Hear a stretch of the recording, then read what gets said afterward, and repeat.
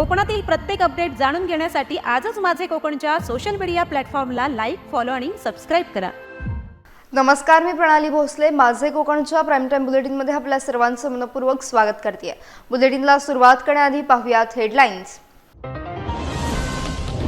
पेणमध्ये अपघातांचं भीषण सत्र, महामार्गावर एका वृद्धाचा मृत्यू, 2 दिवसात 3 अपघात, पेण पोलिसांकडून तपास सुरू। महामार्गावर प्रवाशांची सुरक्षा धोक्यात। अलिबागमध्ये हॉटेलला भीषण आग, शॉर्ट सर्किटमुळे आगीचं मोठं थैमान, अग्निशमन दलामुळे अनर्थ टळला, गॅस सिलेंडर वेळीच बाहेर काढले, सुदैवानं कोणतीही जीवितहानी नाही। रायगड जिल्हा परिषदेवर धडक, प्रलंबित थकीत वेतनाचा प्रश्न, तातडीनं मागण्या मान्य करा, अन्यथा मोठं आंदोलन छेडण्याचा प्रशासनाला इशारा।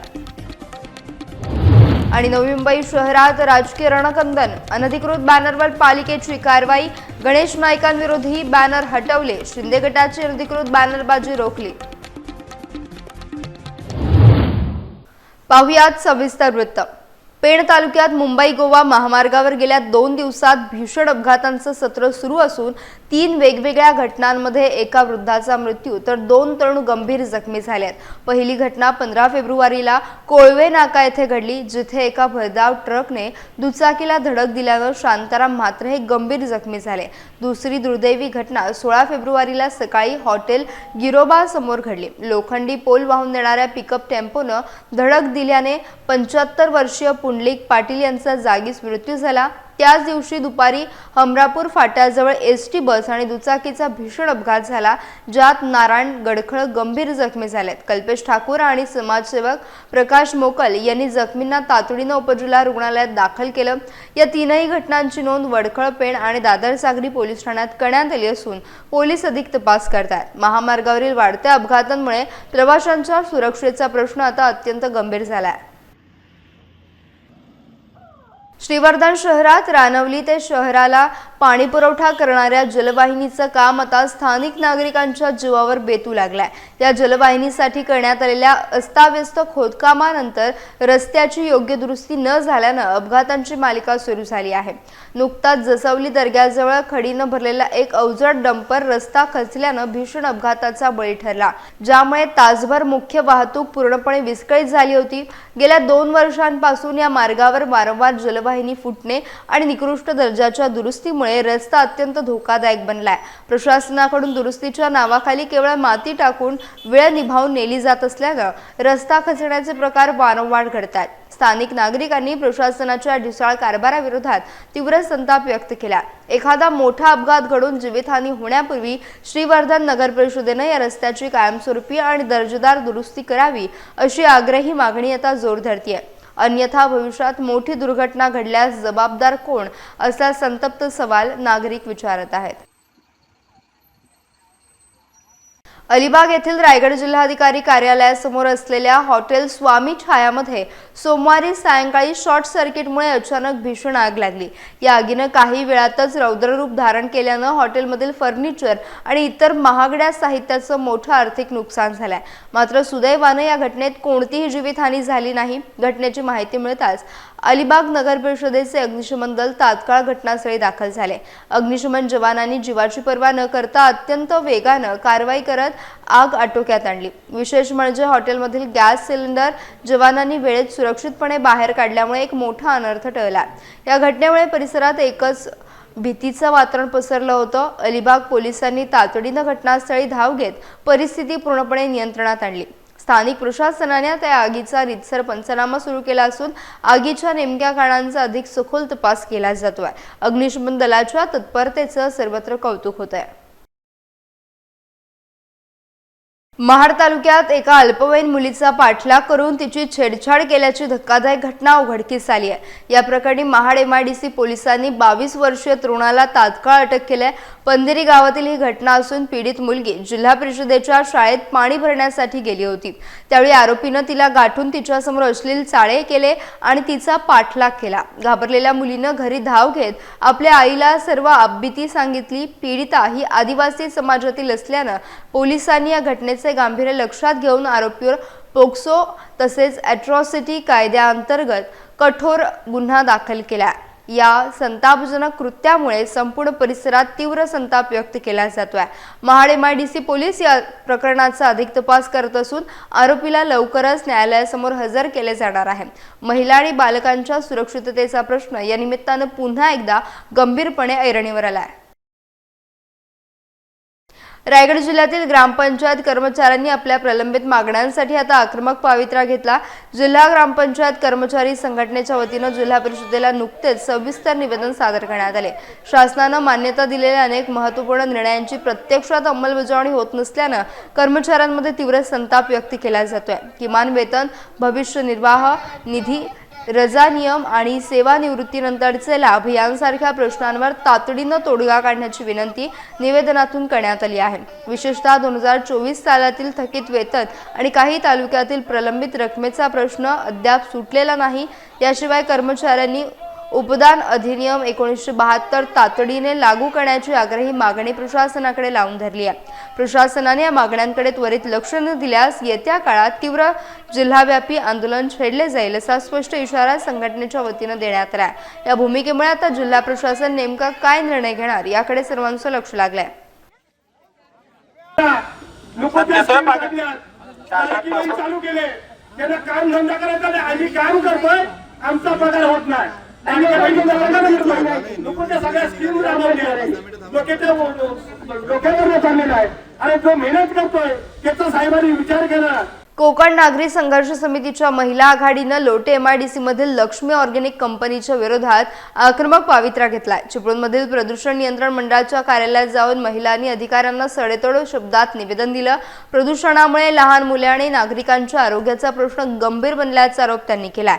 जर ही कंपनी तातडीनं बंद झाली नाही तर संबंधित अधिकाऱ्यांच्या तोंडाला काळं फासण्याचा इशारा या रणरागिणींनी दिला आहे। या आंदोलनात नेहा धुमाळ, रंजिता ओतारी, स्मिता खंदारे यांच्यासह अनेक महिला पदाधिकारी सहभागी झाल्या होत्या। स्वच्छ श्वास मिळावा आणि भविष्यातील पिढीचं रक्षण व्हावं यासाठी आंदोलन अधिक तीव्र करण्याचा निर्धार यावेळी व्यक्त करण्यात आला। यामुळे लोटे परिसरात खळबळ उडाली असून भविष्यात हे आंदोलन अधिक उग्र स्वरूप धारण करण्याची दाट शक्यता आहे। प्रदूषित कंपनीला हद्दपार करेपर्यंत शांत बसणार नाही अशी ग्वाही सर्व महिलांनी एकत्रितपणे दिली आहे। नवी मुंबईतील राजकारणात चांगलेच तापले असून भाजप आमदार मंदा म्हात्रे यांनी खासदार संजय राऊत यांच्यावर जोरदार टीका केली आहे। बाळासाहेब ठाकरे हयात असताना शिवसेनेत पहिली गद्दारी गणेश नाईक यांनीच केली होती असा खळबळजनक आरोप म्हात्रे यांनी केला। संजय राऊत सध्या गणेश नाईक यांचे प्रवक्ते असल्यासारखे वागत आहेत असा टोला देखील त्यांनी लगावलाय। राऊतांनी नाईकांना खुशाल शिवसेनेत परत घेऊन जावे असे खुले आवाहन मंदा म्हात्रे यांनी दिले। संजय राऊतजी हे फार मोठे नेते आहेत, त्यांना मी बोलणं बरोबर वाटत नाही, पण बोलावं लागतं। कधी कधी असं आहे की उठसूट ते भारतीय जनता पार्टीवर बोलतात। तर भारतीय जनता पार्टीवर बोलताना त्यांनी मागचा विचार केला पाहिजे ना। त्याच सांगतात गणेश नाईकांनी आमच्या पक्षात यावं, पण सगळ्यात पहिला गद्दारी महाराष्ट्रात कोणी केली असेल तुमच्या पक्षावर? यांनीच। सगळी पालिका घेऊन कुठे आले तर राष्ट्रवादीत माझ्या मागे, शरद पवारांकडे, सत्तेच्या मागे। सत्तेच्या शिवाय एक मिनिट जगू शकतात का? तुम्ही त्यांना बोलवले करा आमंत्रण देऊन। मी तर म्हणते सत्ता नसेल तर ते येतात का बघा, तपासून बघा। संजय राऊतजी तुम्ही सांगता तुम्ही असं बोललं पाहिजे तसं, तुमची काय तुम्हाला काय त्यांनी प्रवक्ता वगैरे नेमलंय का? दुसरी गोष्ट, शरद पवारकडे गेल्यानंतर शरद पवारकडे पण तीच परिस्थिती। शरद पवारांना गुलमाल करून सगळं शरद पवारांनी चड्डी बनियानपासून यांना दिलं। त्या मी इथं होती ना, मला म्हणे पूर्ण ठाणा जिल्हा द्या, त्याची मी साक्षीदार आहे। या ठाणे जिल्ह्यामध्ये राष्ट्रवादी 1 नंबरला होती। मंदा म्हात्रे एक महिला आहे, कोकणातून एकमेव महिला भारतीय जनता पार्टीच्या नावावर 3 वेळा निवडून आले। 10-12 वर्षात मी संघटना बांधली भारतीय जनता पार्टीची, की तुम्ही आज मला एकही तिकीट न देता, एकही स्वीकृत सदस्य न देता ती तुम्ही खिळखिळी केली। कधी ना कधी भारतीय जनता पार्टीचे सुद्धा पक्षाचे सुद्धा डोळे उघडतील असं मला सांगावं वाटतं। पण संजय राऊतजी कृपा करून तुम्ही लवकरात लवकर तुमच्याकडे त्यांना बोलवून घ्या अशी माझी विनंती आहे तुम्हाला. नवी मुंबई शहरात सध्या राजकीय बॅनरबाजीमुळे वातावरण चांगलंच तापलंय. शिवसेना शिंदे गटाचे संपर्क प्रमुख अंकुश कदम यांनी शहरात विविध ठिकाणी अनधिकृतपणे बॅनर लावले होते. विशेष म्हणजे या बॅनरच्या माध्यमातून भाजप आमदार गणेश नाईक यांच्यावर जोरदार निशाणा साधण्यात आला होता. मात्र हे सर्व फलक लावताना नवी मुंबई महानगरपालिकेची कोणतीही पूर्व परवानगी घेण्यात आली नव्हती. महापालिका प्रशासनाने या प्रकरणाची गंभीर दखल घेत तात्काळ कारवाईचा बडगा उगारलाय. नियमांचं उल्लंघन झाल्याचं स्पष्ट झाल्यामुळे पालिकेच्या अतिक्रमण विभागानं शहरातील हे सर्व अनधिकृत बॅनर तातडीने हटवले आहेत. कोणत्याही राजकीय दबावाला बळी न पडता प्रशासनानं ही धडक कारवाई केल्यामुळे राजकीय वर्तुळात मोठी खळबळ उडाली आहे. परवानगीशिवाय सार्वजनिक ठिकाणी फलक लावणे कायदेशीररित्या चुकीचं असल्याचं सांगत पालिकेनं आपली भूमिका स्पष्ट केली आहे. येथील स्थानिक प्रशासनाने केलेल्या कारवाईमुळे राजकीय संघर्षाची ठिणगी पडली आहे. या कारवाईमुळे शिंदे गट आणि नाईक समर्थक यांच्यातील वाद आता अधिक चिघळण्याची चिन्हे पाहायला मिळतात. नवी मुंबई महानगरपालिकेच्या परिवहन समिती आणि स्वीकृत सदस्यपदांच्या आगामी निवडणुकीमुळे शहरातील राजकीय वातावरण चांगलंच तापलंय. परिवहन समितीच्या एकूण 12 जागांसाठी भारतीय जनता पक्षाने आपले 12 उमेदवार रिंगणात उतरवल्यानं आता ही निवडणूक चुरशीची होणार असल्याचं स्पष्ट झालंय.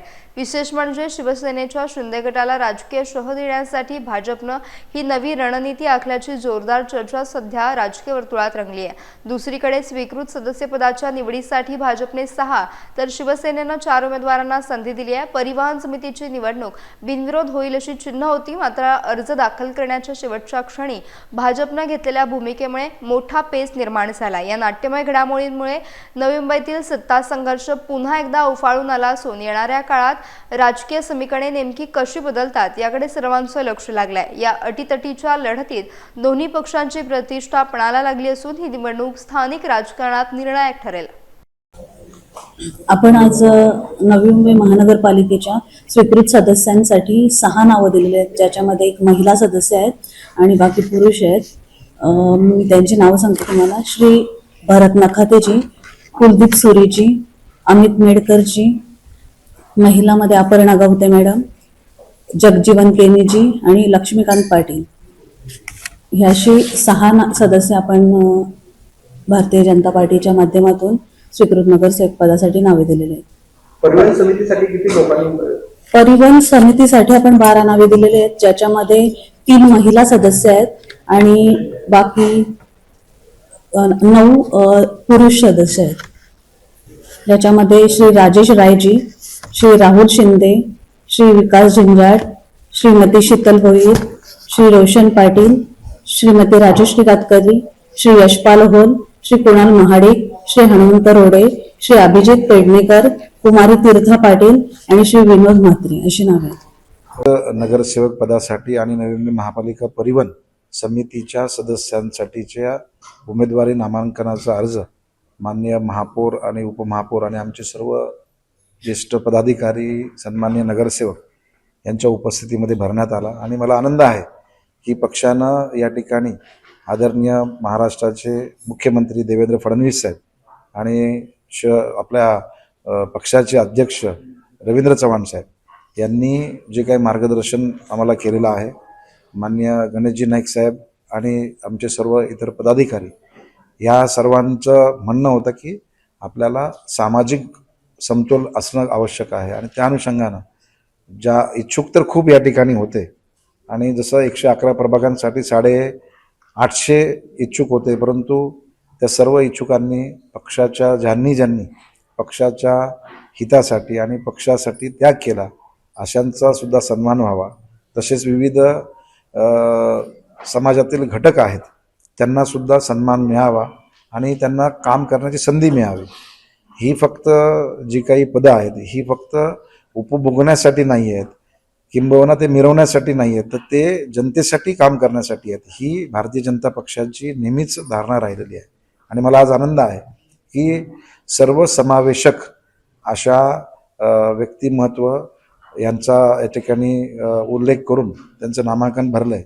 आता ते इथं फॉर्म भरलेले आहेत ना, आता माघार घ्यायची वेळ अजून तेव्हा महासभेच्या वेळेस त्यांना वेळ असेल, कोणी माघार घ्यायचं असतं ना, माघार घ्यायचं असतं, तेव्हा पक्ष नेतृत्व या ठिकाणी या संदर्भामध्ये निर्णय घेत माघार कोणाला घ्यायची असेल तर माघार घेतील, नाही घ्यायची असेल तर नाही घेतील. मग सभागृह निर्णय घेईल त्याच्यावर.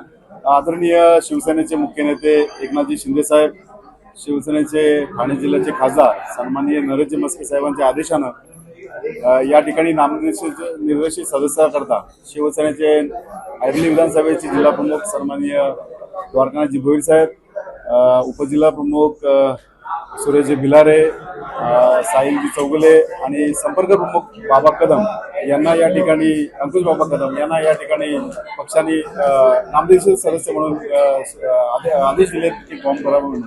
या ठिकाणी कार्यकर्त्यांना संधी या ठिकाणी मिळावी आणि एक उदात्त हेतू या ठिकाणी शिवसेनेच्या भूमिकेत आहे की ज्यांनी या ठिकाणी उमेदवारी किंवा निवडणूक लढवली नाही अशा पक्षांनी या ठिकाणी संधी दिलेली आहे. आणि निश्चित स्वरूपात या ठिकाणी पक्षाला उभारी देण्याकरता अशा सर्वसामान्य कार्यकर्त्यांना सुद्धा न्याय देणं गरजेचं आहे.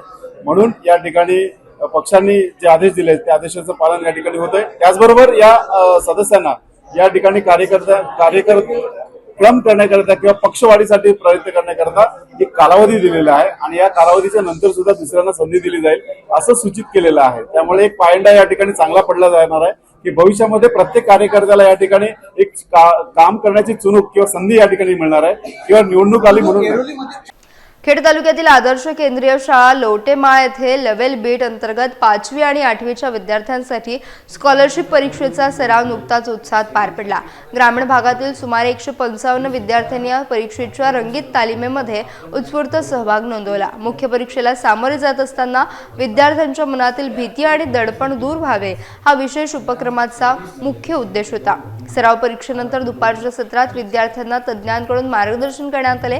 यावेळी लोटे ग्रामपंचायतच्या सदस्या सुदैवी ठसाळे यांनी उपस्थित सर्व 155 विद्यार्थ्यांना आवर्जून खाऊचे वाटप केले.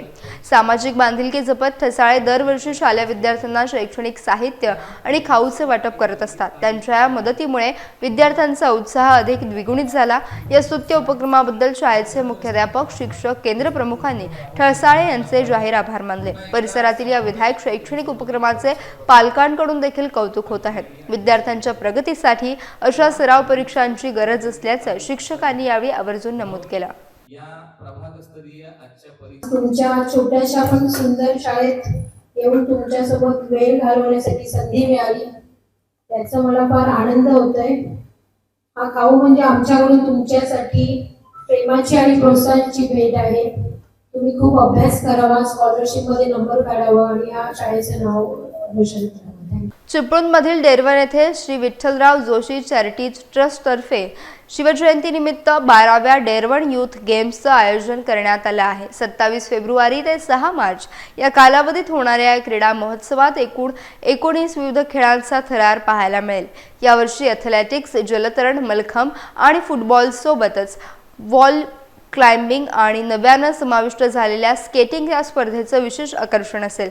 राज्यभरातील 8 ते 18 वयोगटातील 7,000हून अधिक खेळाडू या स्पर्धेत आपलं कौशल्य पणाला लावणार आहेत. विजेत्यांना 1,200 पदके, 115 करंडक आणि रोख पारितोषिके देऊन गौरवण्यात येईल. या भव्य स्पर्धेसाठी राष्ट्रीय स्तरावरून खेळाडूंनी आपला सहभाग निश्चित केला आहे.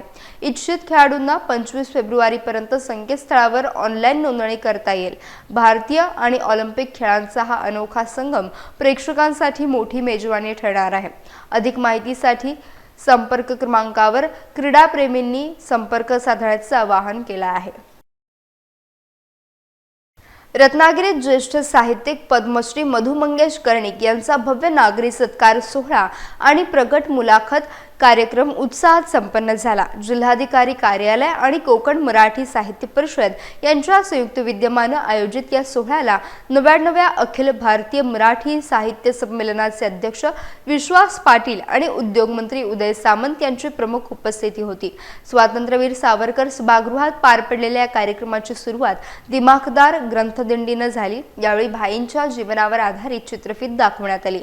ज्येष्ठ कवी अशोक बागवे आणि अरुण म्हात्रे यांनी घेतलेल्या मुलाखतीतून कर्णिक यांच्या समृद्ध साहित्याचा जीवनपट उलगडला. वयाच्या 96व्या वर्षीही कर्णिक यांनी आपल्या खणखणीत आवाजात मार्गदर्शन करत उपस्थितांना मंत्रमुग्ध केलं. रत्नागिरी जिल्ह्यातील खेड तालुक्यातील अजगणी येथे 5000 वर्षांपूर्वीच्या पांडवकालीन श्री स्वयंभू महादेव मंदिरात महाशिवरात्री उत्सव अत्यंत भक्तिमय वातावरणामध्ये साजरा करण्यात आला। निसर्गरम्य परिसरातील या मंदिराच्या चारही बाजूंना 12 महिने पाणी असते, जे भाविकांचे प्रमुख आकर्षण आहे।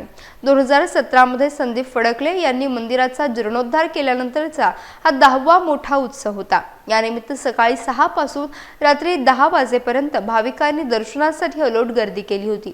कार्यक्रमात MSBचे अधिकारी विजेंद्र मानकर यांच्या हस्ते विशेष सेल्फी पॉइंटचे उद्घाटन झाले। यावेळी वसंत मोरे, चंद्रकांत मोरे आणि प्रकाश गोठल यांसारख्या मान्यवरांची उपस्थिती लाभली। मंदिर व्यवस्थापक संदीप फडकले, दादा वैद्य, अजय शिगवण आणि त्यांच्या सर्व सहकाऱ्यांनी अथक परिश्रम घेऊन हा सोहळा यशस्वी केला। प्राचीन वारसा लाभलेल्या तीर्थक्षेत्राचा महिमा खेड तालुक्यासह संपूर्ण जिल्ह्यात पोहोचला असून भक्तिभावानं मंदिर परिसर दुमदुमून गेला होता। यावेळी अनेक ग्रामस्थांनी भक्तिभावाने दर्शन घेत उत्सवाची शान वाढवली। भक्तांच्या सोयीसाठी दिवसभर प्रसादाचे उत्कृष्ट आयोजन करण्यात आले होते। उरण तालुक्यातील पाणजे येथे नवतरुण मित्रमंडळाच्या वतीने महाशिवरात्री आणि श्री सत्यनारायण महापूजा मोठ्या उत्साहात साजरी करण्यात आली। विशेष म्हणजे 1988 पासून सुरू झालेली ही परंपरा यंदा 41व्या वर्षात यशस्वीपणे पदार्पण करत आहे। या मंगलमयी सोहळ्याचे औचित्य साधून धार्मिक कार्यक्रमांसोबतच सामाजिक बांधिलकी जपून उरण पनवेल परिसरातील कराडी समाजातील कर्तबगार पोलीस बांधवांचा यथोचित सन्मान करण्यात आला। देशसेवेसाठी अहोरात्र झटणाऱ्या या वीरपुत्रांचा गौरव करून मंडळाने समाजासमोर एक नवा आदर्श उभा केला। या भव्य कार्यक्रमाला माजी आमदार मनोहर शेठ भोईर, जिल्हा परिषद सदस्य डॉक्टर मनीष पाटील, दीपक भोईर आणि सरपंच लखपती पाटील यांच्यासह अनेक मान्यवर उपस्थित होते। मंडळाचे अध्यक्ष दर्शन पाटील आणि सर्व सहकाऱ्यांनी हा सोहळा यशस्वी करण्यासाठी विशेष परिश्रम घेतले। हेमंत पाटील आणि विश्वनाथ पाटील यांनी यावेळी मनोगत व्यक्त केले। मंडळाची 41 वर्षांची ही अविरत सेवा अत्यंत कौतुकास्पद ठरली आहे। रायगड जिल्ह्यातील म्हसळा तालुक्यात बंजारा समाजाचे आराध्य दैवत संत सेवालाल महाराज यांची 288वी जयंती मोठ्या उत्साहात साजरी करण्यात आली। या विशेष दिनानिमित्त बंजारा समाजाच्या वतीने शहरात विविध सामाजिक आणि सांस्कृतिक कार्यक्रमांचे नेटके आयोजन करण्यात आले होते। या सोहळ्याचे मुख्य आकर्षण म्हणजे संपूर्ण शहरातून काढण्यात आलेली भव्य मिरवणूक होती। यामध्ये बंजारा समाजातील महिलांनी आपली पारंपरिक वेशभूषा परिधान करून सर्वांचे लक्ष वेधून घेतलं। टाळ मृदुंगाच्या गजरात आणि भक्तिमय वातावरणात ही मिरवणूक पार पडली। या मिरवणुकीत समाजातील बालवृद्ध, तरुण आणि नागरिक मोठ्या संख्येने सहभागी झाले होते। याच कार्यक्रमादरम्यान समाजाच्या उन्नतीसाठी मोलाचे सहकार्य करणाऱ्या आणि शहरातील विविध क्षेत्रातील मान्यवरांचा बंजारा समाजाकडून विशेष गौरव करण्यात आला। या जयंती उत्सवामुळे संपूर्ण म्हसळा शहरात एक वेगळीच चैतन्यमय ऊर्जा आणि उत्साह पाहायला मिळाला। सर्वत्र जय सेवालालचा जयघोष दुमदुमत होता, ज्यामुळे संपूर्ण परिसर भक्तिमय झाला होता। यासह बुलेटिनमध्ये वेळ झाली। इथेच थांबण्याची भेटूयात नवीन बुलेटिनसह। तोपर्यंत तुम्ही कुठेही जाऊ नका, पाहत राहा फक्त माझे कोकण।